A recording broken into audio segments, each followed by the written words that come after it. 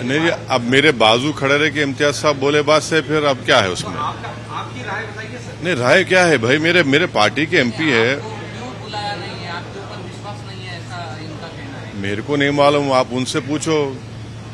आपको अपेक्षाएं थी उन्होंने बुलाने की? नहीं, मेरे को नहीं मालूम क्यों नहीं बुलाया या बुलाएंगे, मेरे को नहीं मालूम। और जब इम्तियाज साहब जो बात रखे हैं वो बात सीरियस है ना। महागठबंधन का एक ही मंशा है, मोदी कांग्रेस को हराना, तो आप क्यों नहीं जाते? क्यों नहीं जाके? आप जाके क्यों नहीं हो सकते? दोनों का मंशा तो एक ही है ना, मकसद एक ही है ना। अब ये बताइए, प्यासा कुएं का नहीं आता या कुआं प्यासे के पास आता? सभी तो पैसे ही है ना। हाँ। सबसे ज्यादा जब से भाजपा की सरकार बनी है, सबसे ज्यादा अगर किसी को मार्जिनलाइज किया गया, एलिनेट किया गया, सबसे ज्यादा डिस्क्रिमिनेशन किसी से हुआ तो वो दलित, आदिवासी और मुस्लिम समाज को किया गया।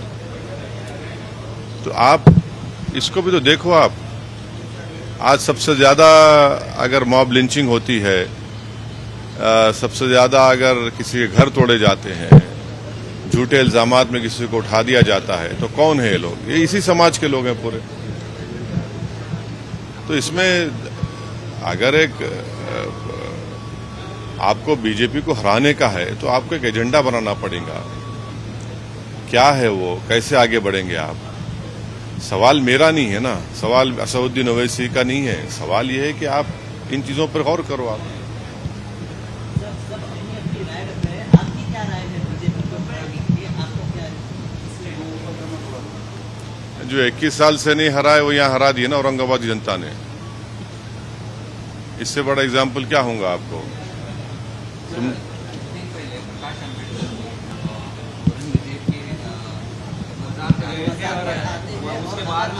देखिए, एक बात सुनिए, मैं बाड़ा साहब की बहुत इज्जत करता था और करता रहूंगा। वो गए हैं। अब उसका और सब्सटेंशिएशन बाड़ा साहब खुद कर सकते, वो काबिल हैं अपनी बात रखने के लिए। पिछले कुछ दिन से महाराष्ट्र में इसी मुद्दे पर लेकर राजनीति चल रही है।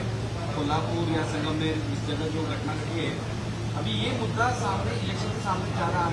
नहीं, देखिए, हमारा बोलना यह है कि आप जो है, जैसा अनलॉफुल एक्टिविटीज प्रिवेंशन एक्ट का एक शेड्यूल है, उस शेड्यूल में 44 ऑर्गेनाइजेशन बैन है। तो हम इन तमाम लोगों से अपील कर रहे हैं कि भैया आप सत्ता में हैं, आप लोग फोटोज को भी एक लिस्ट बना दो। ये फोटो जो रखेगा उसको जेल को भिजा देंगे यूएपीए में। फोटो की लिस्ट बना दो आप, अच्छा रहता ना। ये फोटो नहीं रखना चाहिए, गोडसे की रख सकते, आपटे के रख सकते, मगर इनकी नहीं रख सकते, या इनके रख सकते। आप एक फोटो की लिस्ट बना दो, अच्छा है ना।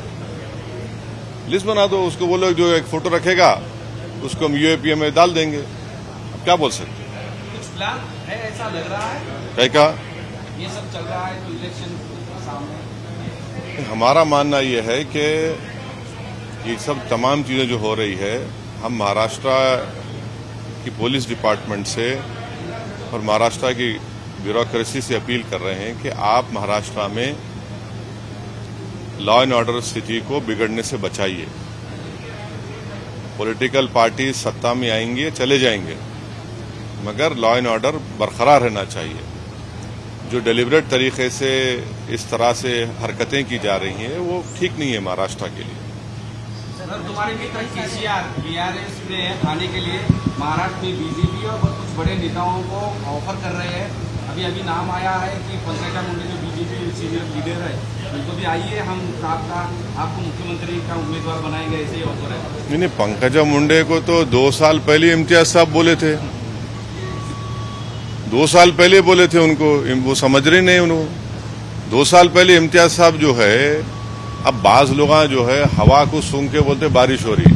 इम्तियाज साहब पहले ही बोल दिए देखो ऐसा होने वाला है। 2 साल पहले ही इम्तियाज साहब बोले थे उनको। आप खुद कैरी कर रहे थे ना उसको। वो उनको सोचना चाहिए। अब कोई भी अपनी पार्टी को आगे बढ़ा सकता है, ये तो उनका डेमोक्रेटिक राइट है। क्या आप भी बुलाएंगे सीएम के उम्मीदवार होकर उनका नाम? किनको? पंकजा नहीं, अरे भाई 2 साल पहले इम्तियाज साहब उनको बोल चुके हैं ना।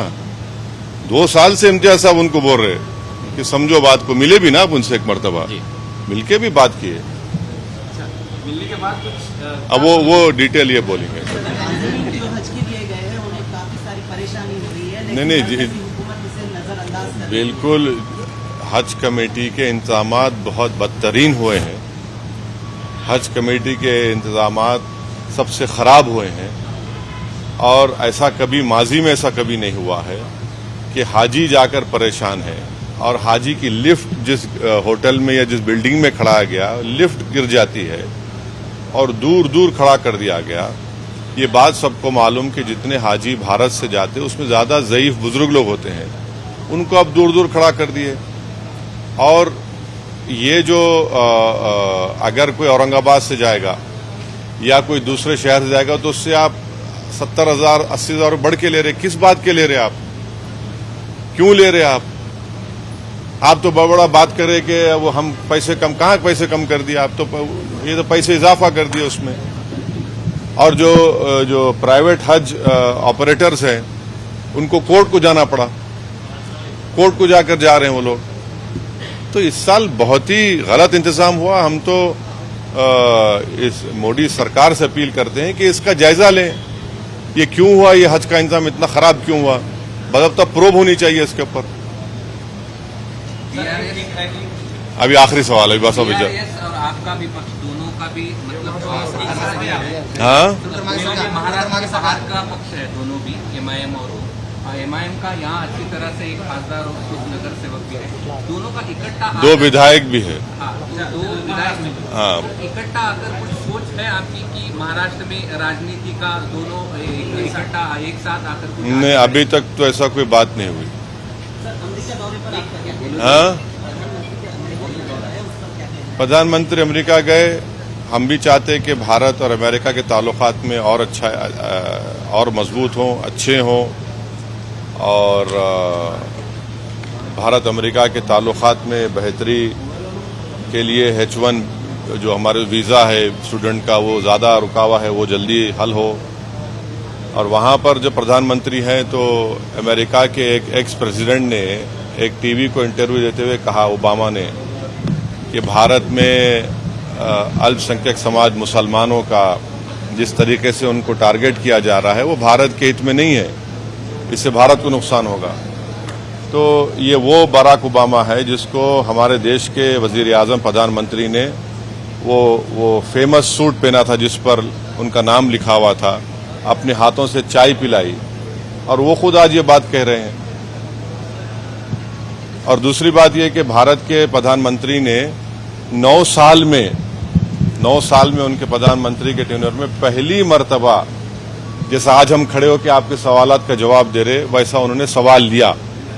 वरना उन्होंने अक्सर क्या करते, अपने पसंद के एंकर्स को बुला के इंटरव्यू दे देते। तो कोई उनसे पूछता आपको आम खाए पसंद है क्या, कोई पूछता उनसे आपके ने बटवा है क्या। तो उस सवाल जवाब में प्रधानमंत्री ने कहा कि भारत में डिस्क्रिमिनेशन नहीं किया जाता अल्पसंख्यक समाज मुसलमान से। तो हम भारत के प्रधानमंत्री अभी तो फॉरेन टूर पर हैं, उमूमन नहीं उस पर तबसरा करना चाहिए, मगर मैं कर रहा हूं क्योंकि मणिपुर में 300 चर्चेस को जला दिया गया, वो डिस्क्रिमिनेशन नहीं है। मणिपुर में पुलिस एकेडमी से 50,000 से ज्यादा एमुनेशन गोलियां चोरी हो गई, 4,000 ज्यादा हथियार लूट के लेकर चले गए, वो डिस्क्रिमिनेशन है। क्या डिस्क्रिमिनेशन नहीं है कि CAA का कानून मोदी सरकार ने बनाया सिर्फ रिलीजन की बुनियाद पर, डिस्क्रिमिनेशन की निशानी है।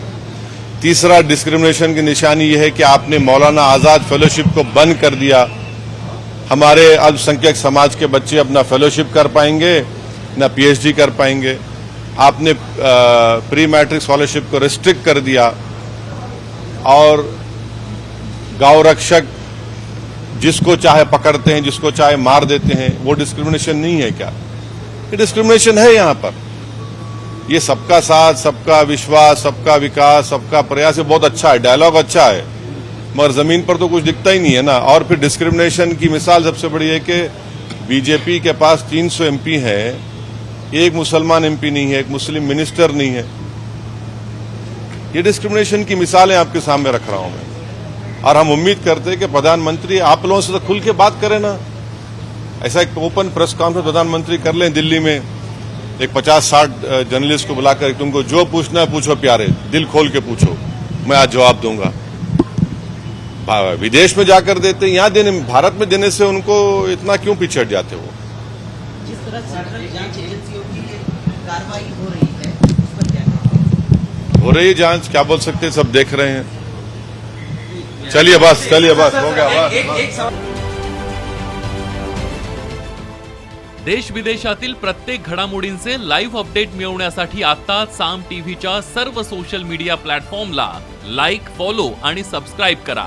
तसंच सर्व नोटिफिकेशनसाठी बेल आयकॉन प्रेस करायला विसरू नका।